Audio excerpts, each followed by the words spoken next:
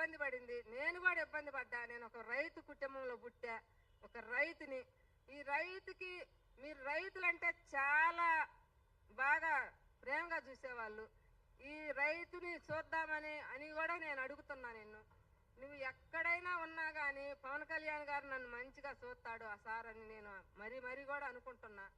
నాకు ఆయన వచ్చి చేస్తాడు ఒక న్యాయం అనుకుంటున్నా. మరి భేదాలను చూస్తే చాలా ప్రేమ కలుగుద్ది ఆయనకి.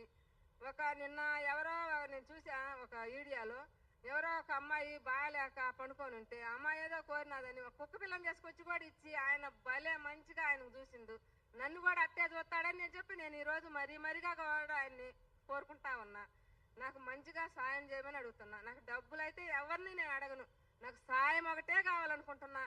నేను ఆ రోజు నుంచి ఈ రోజు కూడా కష్టపడి రెయ్యింబగులు బర్రెలు మేకలు ఇంటి ఇలపాదులు అందరం కూడా బాధపడ్డా. డబ్బులన్నీ కూడా ఈ సినిమా పెట్టి తీసుకున్నాను. ఈ రోజు ఈ సినిమా నాకు ఆల్లో కాదు, ఓటీడికైనా అమ్ముకుంటేనే నాకు జీవం ఉంది, లేకపోతే నాకు ఏమీ లేదు, తినటానికి కూడా లేదు. లేని టైంలో ఈ రోజు నన్ను ఇబ్బంది పెట్టారు. వాళ్ళ ద్వారా మీ అందరూ కూడా నాకు ఒక సాయం చేయమని కూడా అడుగుతా ఉన్నా నేను మరీగా కూడా.